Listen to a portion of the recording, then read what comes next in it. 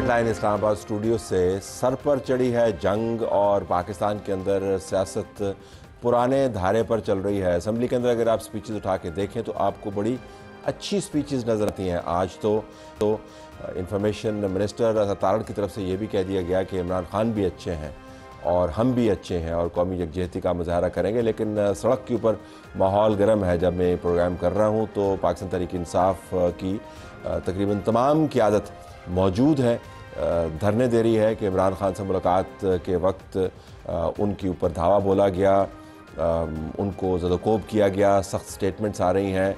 हुकूमत वक्त से जब हम बात करते हैं तो वो कहते हैं जी कि जो कमेटी ने नाम दिए थे उनके अलावा लोग वहाँ पर क्यों गए, ये पार्लियामेंटेरियंस हैं, इनके हकूक़ हैं। PTI की तरफ से जवाब आता है। तो हम इस मंजरनामे का भी तजिया करना चाहते हैं। जो मेहमान शरीक गुफ्तगू उनका तारफ़ करवाने से पहले आपको ये भी बता दूं कि इसी प्रोग्राम के आखिर में हम बात कर रहे होंगे इसराइल के नए प्लान की। एक खौफनाक प्लान इसराइल का सामने आया है। गज़ा के ऊपर जो उसने जुल्म व बर्बरियत की तो उसकी ज़मीन को कचरे में तब्दील कर दिया। अब उस ज़मीन के ऊपर अमलन कब्ज़ा करना चाह रहा है और डिक्लेयर कर रहा है कि हमने इसको कब्ज़ा करना है और ट्रंप ने उसको इंडोर्स किया है। इसके ऊपर भी बात करेंगे। इस प्रोग्राम में मौजूद है डॉक्टर निसार जट तहरीक इंसाफ की तरफ से। वो धरना छोड़ के स्पेशली प्रोग्राम के लिए आपका बहुत शुक्रिया जी, आपने हमें ज्वाइन किया। नुसरत जावेद, इन्होंने धरने मरने सब देखे होंगे। हमारे साथ मौजूद है हमारे बड़े मोहतरम दोस्त और तजियाकार। हमारे पास डॉक्टर तारिक फजल चौधरी साहब मौजूद हैं, वफाकी वज़ीर बराए पार्लिमानी अमूर मुस्लिम लीग नवाज़ की तरफ से उनका भी शुक्रिया। और कमर ज़मान कार साहब पीपल्स पार्टी के सीनियर लीडर। ये तमाम का तमाम जो ग्रुप है, इससे सियासत का कोई पहलू छुपा नहीं हुआ। तो आप सबको स्टूडियो में खुशामदीद जी। जट साहब, आप सारे वहाँ पे करने क्या गए थे वैसे? जी बहुत बहुत शुक्रिया। देखिए 7 हफ्तों से जो एक शेड्यूल था कि अपना जो फैमिली है इमरान खान साहब की, उनका एक दिन मुकर्रर है और उन्होंने जाकर उनसे मुलाकात करनी है। ये 7 हफ्ते हो गए हैं, उनको रोक दिया जाता है, रास्ते में रुकावटें खड़ी कर दी जाती हैं। आज तो मिले हैं ना? नहीं, पूरी बात सुन लेना जी। उनकी पूरी रुकावटें उनके लिए खड़ी कर दी जाती हैं और उनको रोक दिया जाता है। फिर यहाँ पर हाई कोर्ट में हम सब गए, हमने चीफ जस्टिस साहब को उनके ऑर्डर्स की इम्प्लीमेंटेशन के लिए रिक्वेस्ट की और चीफ जस्टिस साहब ने जो है वो कहा कि जी बिल्कुल मैं अपने ऑर्डर्स को जो है इम्प्लीमेंट कराऊंगा।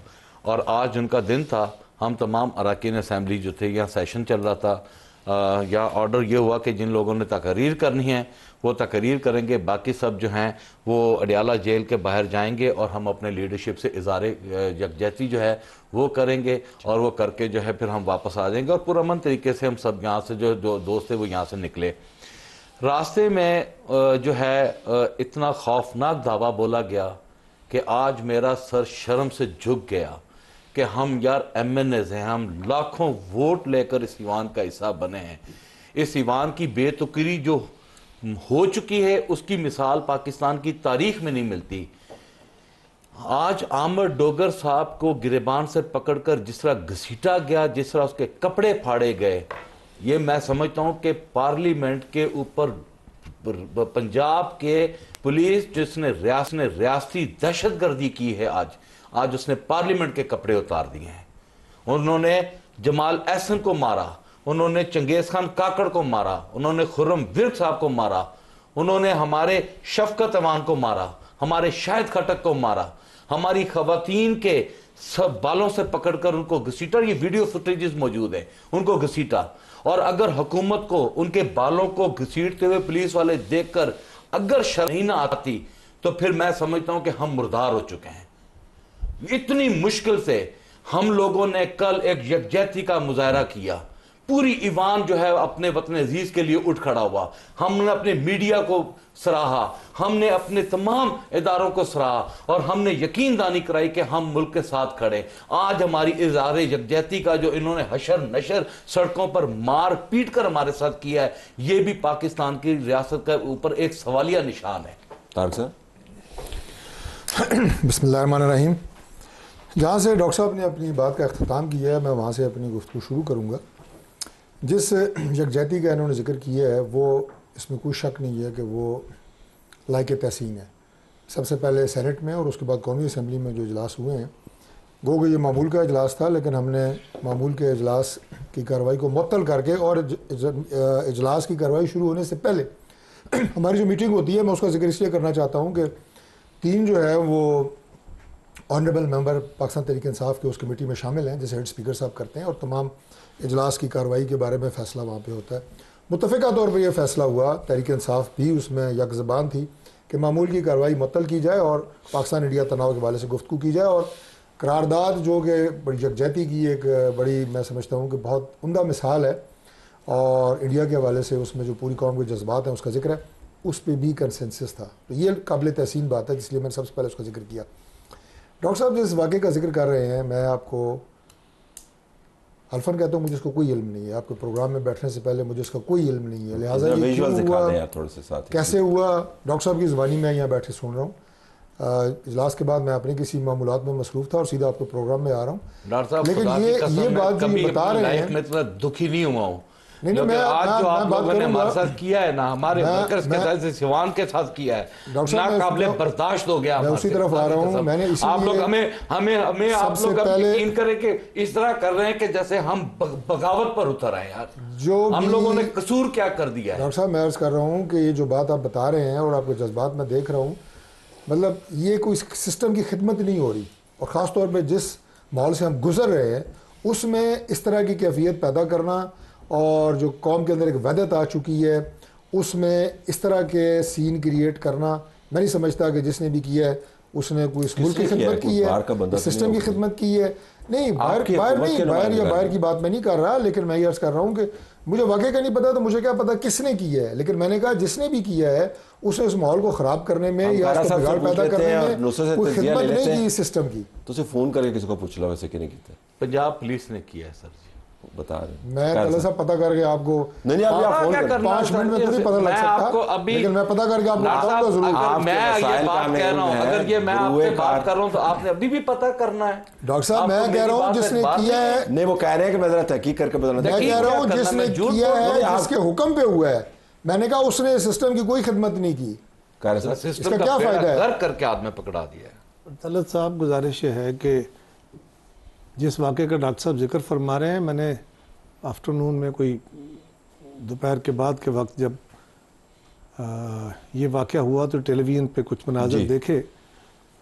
मेंबरान वहाँ जाना चाह रहे थे, उनके साथ कारकुन भी थे, सिर्फ मेंबर नहीं थे, काफ़ी सारे कारकुन भी थे, और ये जेल की तरफ जाना चाह रहे थे, उनको वो रोक के खड़े थे, आगे रास्ते ब्लॉक करते थे, और आपके कैमराज उसको कवर कर, लंबी चौड़ी बातचीत भी हो रही थी, आप रास्ता खाली करें, और इनका मुतालबा था कि हमने आगे जाना है, वो कहते थे नहीं जाना आगे, क्योंकि कारकुन भी इसके साथ और मेंबरान भी थे, इसमें कोई शक नहीं है। वहाँ पे बाद में कोई हुआ, मैंने सारा नहीं देखा, अगर कोई वाक़या हुआ है तो मेरे भी इल्म में नहीं था, मैं उसके बाद अपने काम में था।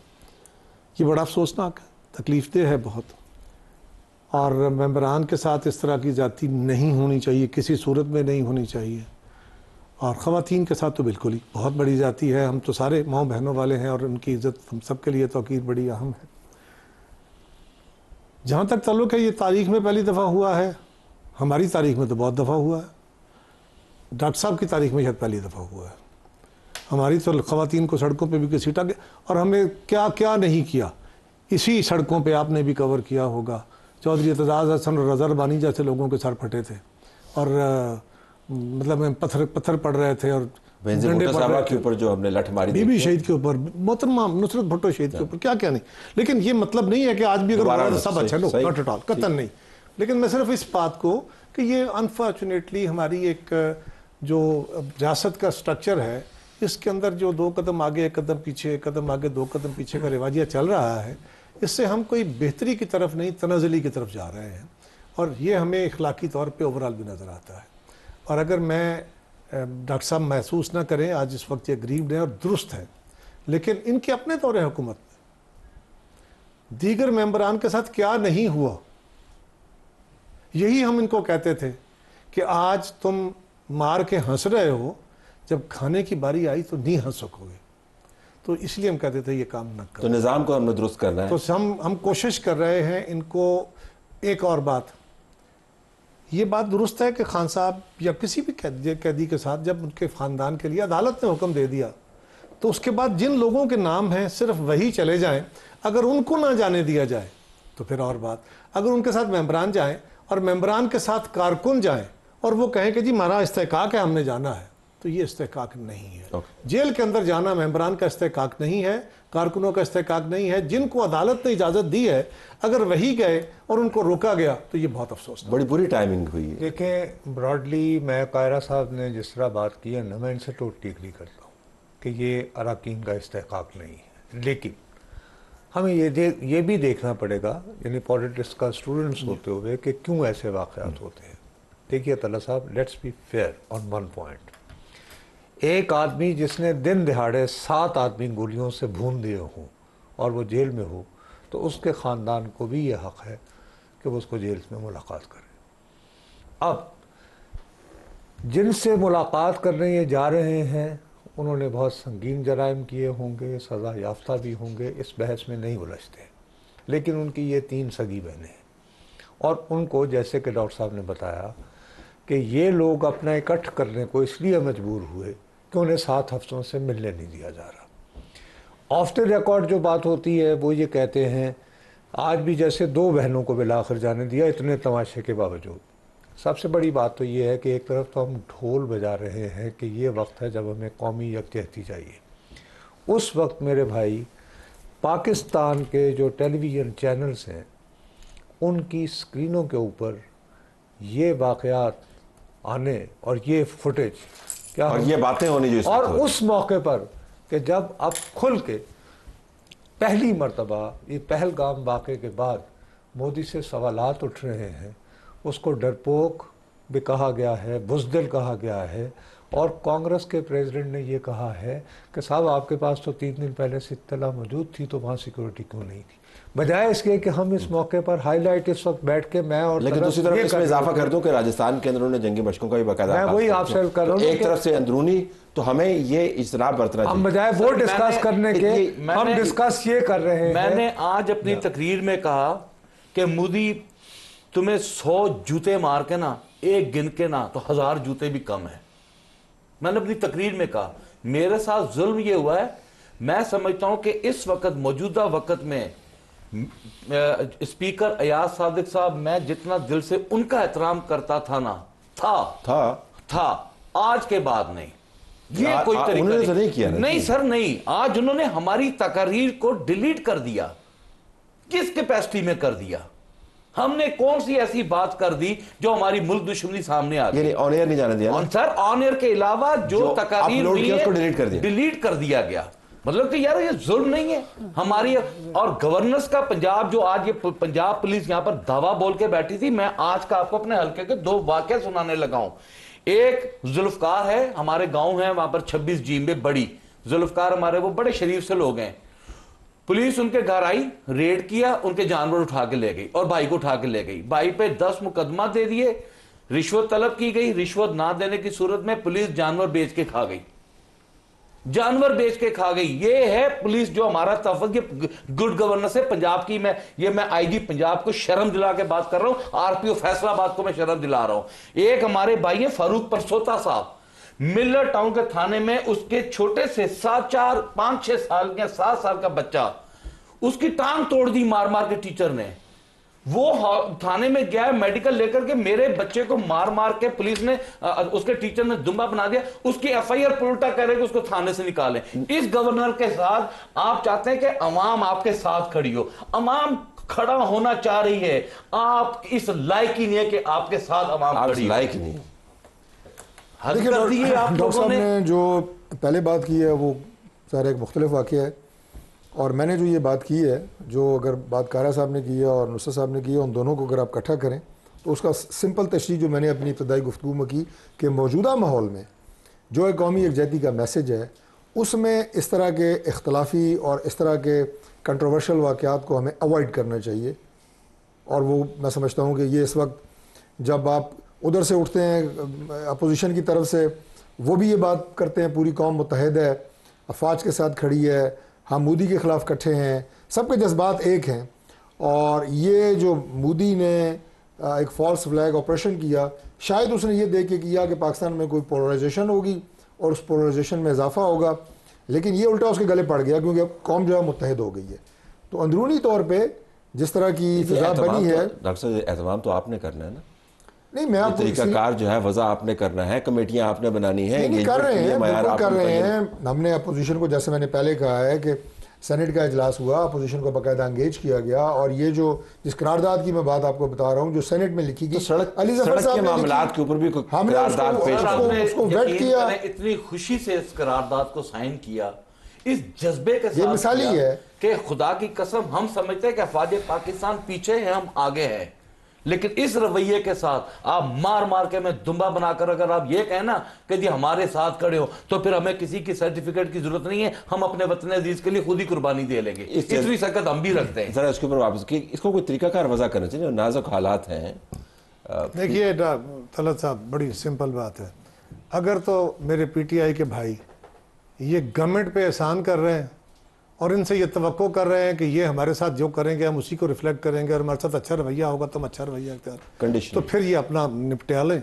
और अगर इन्होंने कौमी यकजहती की बात करनी है तो ये मुकदमा अपना अपनी जगह रखें, गवर्नमेंट के खिलाफ ज़रूर अपनी एहतजाज करें, गवर्नमेंट का रवैया अगर दुरुस्त नहीं है हम इनके साथ हैं, लेकिन इसको इस बात से कंडीशनल करना कि जी ये गवर्नमेंट अगर हमारे साथ नहीं कर सकती तो हम इनके साथ नहीं चल सकते। गुस्सा तो आता है ना, गुस्सा अपनी जगह, मैं कह रहा हूँ गुस्सा ज़रूर, लेकिन गुस्सा कितना भी आया हो, अपने घर के बच्चे या अपने घर की दीवारों की हिफाजत का वक्त आए तो फिर बंदे का अकल भी काम करता है।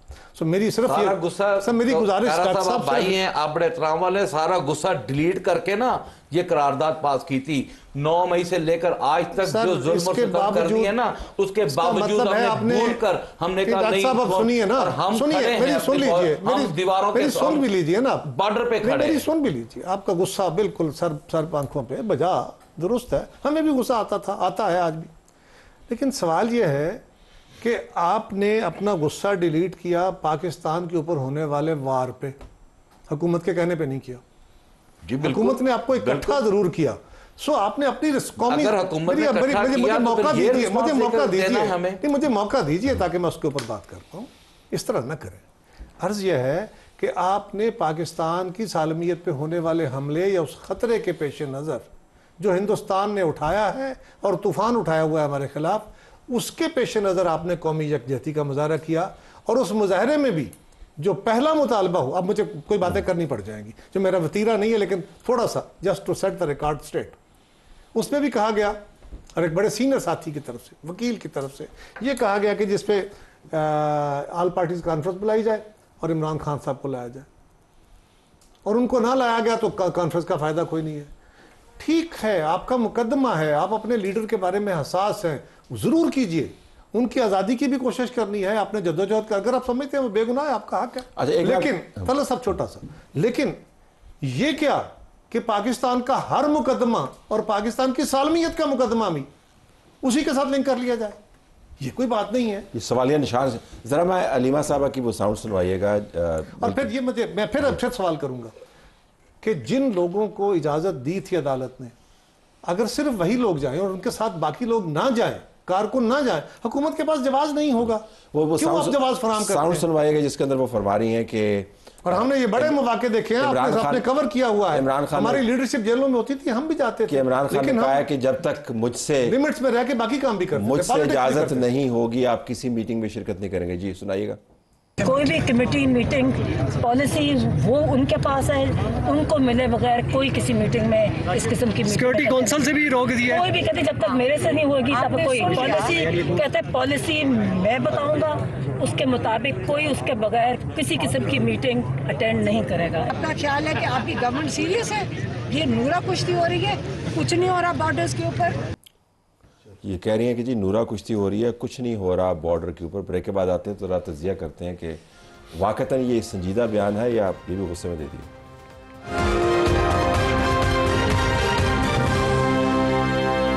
हमें अपने आमाल के ज़रिए साबित करना है कि वाकई हम मुत्तहिद हैं। पाकिस्तान तहरीक इंसाफ का ये मानना है कि उनको दीवार के साथ लगाया जाता है, फिर उनसे तलब ये की जाती है कि कौमी यकजहती का इजहार करें।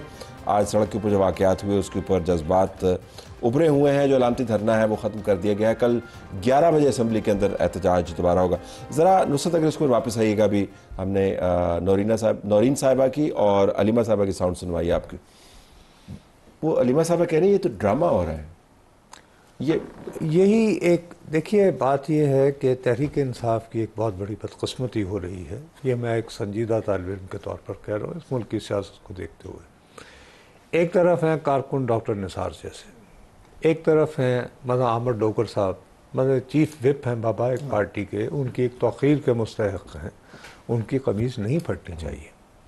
और ये शो भी कर रहे हैं सॉलिडारिटी, लेकिन साथ ही आप दूसरी तरफ देखें ना, इनके एक बहुत प्यारे सज्जन हैं, बहुत प्यारे दोस्त हैं, आतिफ साहब उनका नाम है, वो अमेरिका में मिलते हैं रिचर्ड ग्रिनेल को। अब उसको मिलके तो ये नहीं कहते कि जी हमारे मुल्क पे ख़तरा है, वो कहते हैं सर आपने वो एक ट्वीट नहीं किया था तो दसो ना फिर वो ट्रम्प तो यार था की करना चाहिए। और वो कहता है उसमें ये होता है कि वो जो मुखालिफ पार्टी है ना, क्योंकि इधर भी बड़े अथरे बैठे हुए हैं ना, आप समझते हैं ना पंजाबी का ये एक्सप्रेशन, वो ये कहते हैं अच्छा फिर इंज करो उन गरनैल नहीं कबो छड़े, यू नो। ये इस तरह की जो है, अब उसमें क्या हो रहा है कि इस टाइप की ये जो बिग पावर गेम हो रही है ना, उसमें हमारे डॉक्टर साहब जैसे सियासी कारकुन, आमिर डोगर जैसे जिन्होंने सारी ज़िंदगियां जो है ताल्लुक़ निभाए हैं, आँख की शर्म निभाई है, लोगों के सामने भी जाना होता है, इनको समझ नहीं आता। They are you know collateral damage. ठीक, I will say this word कि ये यानी कोलेटरल डैमेज हो रहा है। लेकिन डॉक्टर साहब ज़रा इसको वापस आइएगा। अब इमरान खान की तरफ से बयान आ गया है जी कि मेरे से पूछे बगैर कोई कुछ नहीं, कहीं पे नहीं जाएगा। तो आप फिर मुंतज़र रहेंगे कि आपने कल इजलास में क्या बयान देना है? ये देखें, इमरान खान साहब पाकिस्तान तहरीक इंसाफ के फाउंडर हैं, बानी हैं, और मैं समझता हूँ कि उनका हुक्म हमारे लिए आखिरी हुक्म है। अगर उन्होंने ये बात कह दी है, पहले हमने बहुत रिक्वेस्ट करके इमरान खान साहब से गुंजाइश ली थी और फिर हमने कोशिश की कि बैरिस्टर गौर साहब को एम्पावर करें, चले हम यहाँ के मामला जो हैं, पार्लियामेंट के मामला हैं, सड़कों के जो मामला हैं, हमें ये नहीं मिलने देते, हम कहीं ना कहीं इस मुल्क की खातिर जो है अपना किरदार अदा करें। लेकिन अगर ये समझते हैं कि इनका हमारे साथ गुजारा नहीं है तो अब ये खान साहब को भुगतें। हम खान साहब के फॉलोअर्स हैं, हम खान साहब के साथ खड़े, खान साहब ने जो कहना है हमने अब वो करना। ये खान साहब को भुगते हैं या खान साहब इनको भुगते हैं? फिलहाल तो खान साहब इनको भुगते हैं। नहीं, ये भूल है, वो जेल में ना भुगत ये रहे। अच्छा, कौन सा टॉपिक है, कौन सी पार्लियामेंट है, कौन सी जगह है जहां पर इमरान खान का नाम के बगैर कोई गुफ्तगू हो रही है? आप बता दें। या हो रही है ना? हाँ जी, तो फिर बांधा तो उसने हुआ है ना सबको, वो तो जेल में बैठा हुआ, बांधा तो उसने सबको। ये वैसे बड़ी जबरदस्त रीजनिंग है, जो जेल में है वो ताकत में है, और आप जिनके पास मिनिस्ट्रीज हैं या जो आज की तकरीर में मैंने जितनी बार इमरान खान साहब का नाम लिया, डिलीट, मतलब इतनी ये खौफ स्पीच तो डिलीट नहीं हुई ना, तो ना डिलीट हो। मैंने अगर सर स्पंज नहीं ना, स्पंज होता और अलग बात है। जो मेरी रिकॉर्डेड तकरीर है उसमें से जो पोर्शन देखे कि ये पाकिस्तान तहरीक इंसाफ के मुतालिक है, ये जो है मैंने यूनाइटेड नेशन की बात की, मैंने जुल्फकार अली भुट्टो साहब की बात की कि उस वक्त जिस वक्त कश्मीर और चाइना बॉर्डर के ऊपर जो वार था वो सारा का सारा डिलीट कर दिया। हत्ता कि मैंने किसी के खिलाफ बात नहीं की थी। उस वक्त भी पाकिस्तान के साथ धोखा होता और आज भी हम वो पाकिस्तान के साथ धोखा नहीं होना चाहिए। ये बताते हैं आपको। मैं स्पीकर साहब के हवाले से, वैसे आप मेरे से बेहतर गुफ्तगू कर रहे थे, लेकिन चले आप क्योंकि आप जिम्मेदारी मुझे दी है तो मैं भी कुछ अर्ज कर देता हूं। आप लोगों ने अच्छा काम पकड़ा, औखा बेड़ा तो उन्होंने मोटे से बंदूक रख दिया करो। जब जवाब देने की बारी आती है उनको आगे कर देते हैं। मैं जहां पे गवर्नमेंट गलत है, बिल्कुल कह रहा हूं गलत है, उनको ये काम नहीं करना चाहिए और गवर्नमेंट को मामले को ठंडा करना चाहिए। आपको भी ये कह रहा हूं, डॉक्टर साहब अब ठहर जाइए, आपको भी ये कह रहा हूं कि आपको भी हर चीज इमरान खान साहब के लिंक करके नहीं चलना। इस मुल्क के अंदर इमरान खान से बड़े बड़े लीडर भी आज जुल्फकार अली भुट्टो साहब को छोड़ सर मेरी अर्ज सुन लीजिए। आप उनको आज तक लिंक किए हुए, तो हम अपने लीडर जो जेल में बैठा है उसको भूल रहे हैं। ये कैसे मुमकिन हो सकता है? जुल्फकार अली भुट्टो जेल में थे और हम पॉलिटिक्स कर रहे थे, बीबी शहीद जेल में थी और हम पॉलिटिक्स कर रहे थे, वो एग्जाइल में थी तो हम इस मुल्क के मजदूरों के भी, किसानों के भी सब मुकदमे लड़ रहे थे, हम ऐवानों में भी लड़ रहे थे और मुकदमात भी लड़ रहे थे। तो आपसे भी गुजारिश है, बाकी आपका हक है, अगर आपका यही ख्याल है कि हर चीज़ आपकी इमरान खान से शुरू होकर इमरान खान पर ख़त्म होती है, तो सारी पॉलिटिक्स डॉक्टर साहब अफराद के लिए नहीं होती, इस कौम और मुल्क के लिए होती है। और इमरान खान ने जो आज तक बात की है वो मुल्क और कौम के लिए की और मुल्क और कौम के लिए आपका मौक़िफ़ अपनी जगह है, लेकिन अफराद बहरहाल कौमों से बड़े नहीं होते। इस तरह के खुदाई दावे मत कीजिए, वरना वो नहीं सर, नहीं हम कोई खुदाई दावा नहीं कर रहे थे। कहा था ना, सुन लीजिए डॉक्टर साहब, थोड़ा मौका तो दीजिए ना। वो जो इकबाल ने कहा था ना कि ना समझोगे तो मिट जाओगे हिंदी मुसलमानों, तुम्हारी दास्तां तक भी ना होगी। खुदा का खौफ करो यार, अपने गुस्सों पे काबू पाओ। हाँ, अपना गुस्सा पॉजिटिवली इस्तेमाल करो, हम आपके साथ हैं। इस मुल्क में गैर जमहूरी रवैये आएंगे, अल्लाह की कसम हम आपके साथ खड़े होने को तैयार हैं। और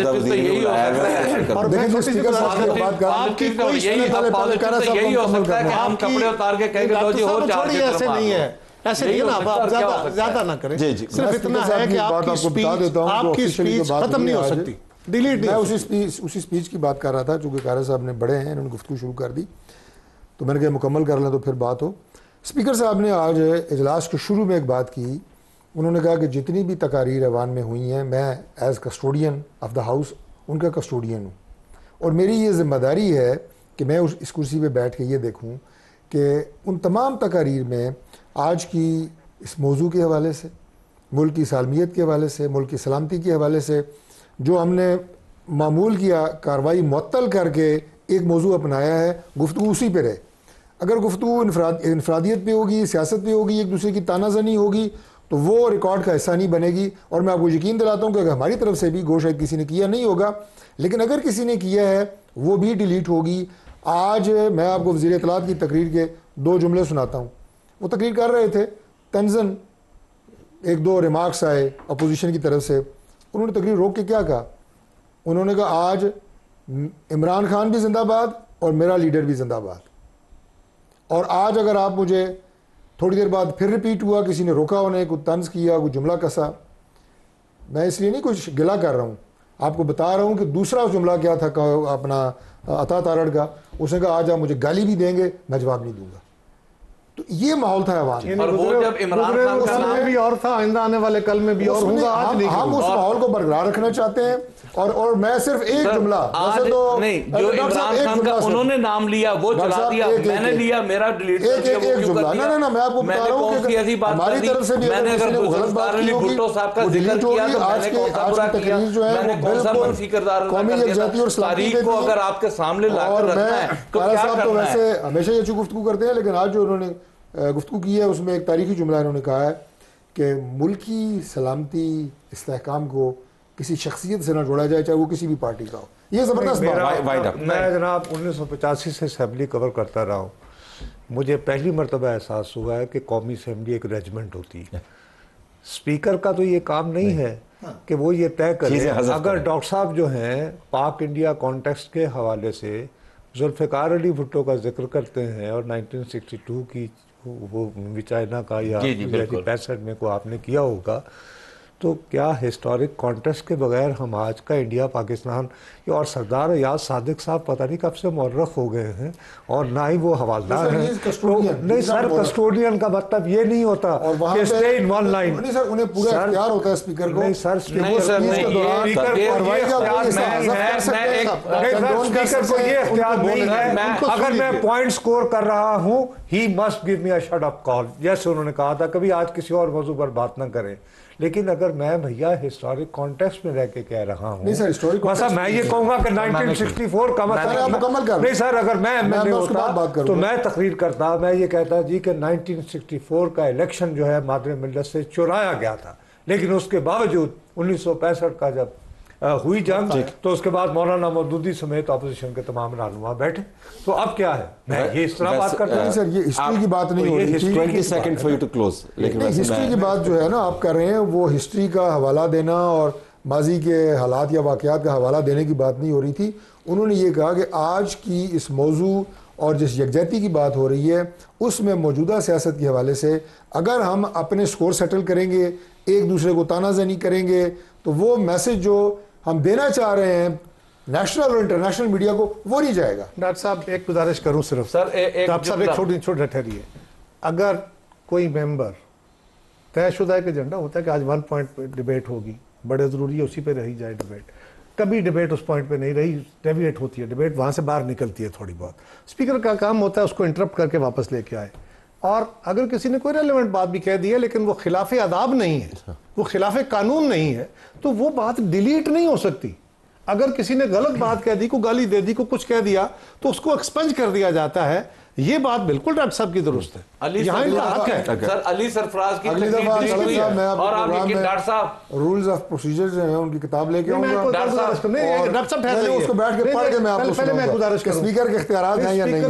लेकिन मैं सिर्फ आज की बात कर रहा हूँ नहीं है कि आज जो मौजू था वो मौजू बड़ा आज मौजू बड़ा जो मर्जी मौजू हो, स्पीकर का ये इख्तियार नहीं है कि वो जिसको चाहे बोलने दे, जिसको और जिसकी मर्जी से बात नो स्पीकर मैंने दफ्तर में बैठे हुए ये सुना है, उन्होंने अपने मुंह से कहा कि पार्लियामेंट में मेरा दिल कर रहा है कि ये छोड़ कर चला जाऊं, मेरे कंट्रोल में ही नहीं है। नहीं सर, नहीं मेरे कंट्रोल में नहीं है। कंट्रोल करना होता है, थोड़ा है कि आपने कर लिया, मैंने कर लिया, I have to leave it there. बशर के वस्ता लिए चलते हैं जहाँ पर खौफनाक हालात बन रहे हैं। डॉक्टर कामरान बुखारी माहिर हैं बैनुल-अक़वामी अमूर के और सीनियर डायरेक्टर हैं news lines institute for strategy and policy in Washington. Doctor साहब बहुत शुक्रिया। ये फरमाइएगा कि ये जो नया प्लान सामने आया नेतन्याहू का कि अब उसने गाज़ा के ऊपर कब्जा करना है, इसकी मंतक क्या है और इसकी इम्प्लीकेशंस क्या है? देखिए, जब हम ये कहते हैं कि कब्जा करना है, कब्जा तो 1967 से लेके 2005 तक था, और इससे पहले के जो हॉकिश प्राइम मिनिस्टर थे आरियल शरोन, उन्होंने 2005 में अज खुद विड्रॉ करने की बात की थी। तो अब जो है इसको दोबारा ऑक्यूपाई करने का मकसद ये है कि उनके पास या तो कोई एक नया सोल्यूशन आ चुका है, जिसका मुझे डाउट है कि उनके पास कोई नया सोल्यूशन है, क्योंकि ये एक ऐसी जगह नहीं है जिसको आप जूम कर लेंगे अपने रियासत के अंदर। तो मैं समझता हूँ ये दबाव का हिस्सा है, ये अरब ममालिक पे दबाव है, ये अमेरिका पे भी दबाव है, ये फ़लस्तीनियों के ऊपर भी दबाव है कि भाई आप हमास से हमारी जान छुड़वाएं, और it's about post conflict governance, इस इलाके को कौन गवर्न करेगा, क्योंकि उनका मकसद जो है, जैसे मैं पहले भी आपके शो में अर्ज कर चुका हूँ, सिर्फ यरगमालियों की बाजियाबी नहीं है।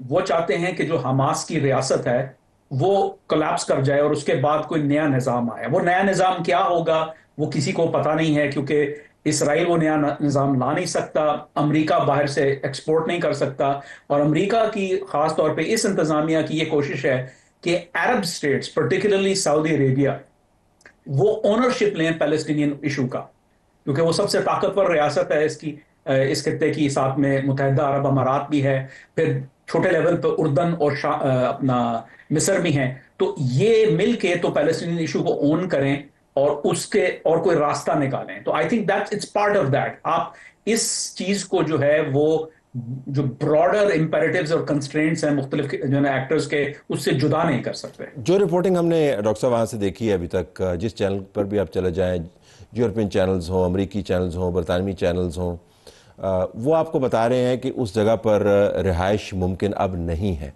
वो इंसानी तहजीब के लिए रिहाइश के काबिल नहीं है। 2 मिलियन लोग जो हैं उनको इसराइल कह रहा है कि आप यहाँ से निकलें और उसके गज़ा के भी एक कोने में जाके वहाँ पर आप बैठ जाएं। वहाँ पर भूख है, अफलास है और कोई इंफ्रास्ट्रक्चर वहाँ पर मौजूद नहीं है। तो ये जो गवर्नेंस का है, तो आप वो किस चीज़ को गवर्न करेगा? ना वहाँ पे बंदा होगा, डिपॉपुलेट कर देगा, ना वहाँ पे इंफ्रास्ट्रक्चर है, तो वो क्या गवर्नेंस करना चाह रहा है वहाँ? देखिए, इसीलिए तो मैं नहीं मानता कि ये डिपॉपुलेशन जो है वो कोई ऐसी चीज़ है कि जो आप कर सकते हैं। देखें, जब वो वॉर ऑन टेरर पाकिस्तान में हो रही थी, तहरीक तालिबान पाकिस्तान के खिलाफ, तो कितना बड़ा मसला था सवात से और कबायली इलाका जात से IDPs की जो है नकल मकानी, उनकी देखभाल वगैरह। तो वो तो एक रियासत कर रही थी जो कि जिस रियासत के पास वसाइल है, मैं पाकिस्तानी रियासत की बात कर रहा हूँ। यहाँ कौन करेगा इनको? कौन कहेगा कि हाँ जी आप इनको हमारे इलाके में ले आए? मिस्र करने के लिए तैयार नहीं है, उर्दन करने के लिए तैयार नहीं है। ये जाएंगे तो जाएंगे कहाँ? इसराइल अपने इलाके में लाने के लिए तैयार नहीं है, तो समुंदर में तो नहीं फेंकेंगे ना। तो अगर आप इसको रैशनली देखें तो ये जो बात मफरूजा है कि जी इसको डीपॉपुलेट कर दिया जाएगा, तो it doesn't make any sense. फिर ये है कि अगर आप इनको एक कोने में भी रख देते हैं तो आप 2 मिलियन की आबादी को किस हद तक मतलब 10 दिन के लिए रख सकते हैं, 5 दिन के लिए रख सकते हैं, कुछ अरसे के लिए रख सकते हैं। This is not a permanent solution. तो मैं नहीं समझता कि ये कोई परमानेंट सोल्यूशन है। आई थिंक ये जो है दबाव का जो है पॉस्चरिंग है, और फिर ये है कि हमास की जो रियासत अभी तक बरकरार है उसका कला कमा करने की कोशिश की जा रही है। आई डोंट थिंक इससे आगे करके किसी के पास कोई प्लानिंग है। I have to leave it there. आपका बहुत शुक्रिया। नाज़रीन, इन हालात के ऊपर भी नज़र रखने की ज़रूरत है, क्योंकि जो कुछ इस खित्ते में हो रहा है वो जुड़ा हुआ है बहुत हद तक उन इलाकों को जिसके अंदर इस किस्म की जुल्म और बर्बरियत की दास्तानें। इसराइल ने सिर्फ कब्ज़े की बात नहीं की, जो डॉक्टर साहब फरमा रहे थे कि कब्ज़े की कोई मंतक बनती नहीं है, लेकिन अभी तक जो भी उसने काम किया वो गैर मंतकी है, गैर इंसानी है। और साथ इर्द गिर्द के ममालिक पर उसने हमले भी किए हैं। जिस दिन उसने इस प्लान का आगाज़ किया उसी दिन उसने 3 ममालिक पर स्ट्राइक भी किया है। तो ये भी एक बड़ा संजीदा मामला है। इजाज़त चाहते हैं। अल्लाह हाफ़िज़।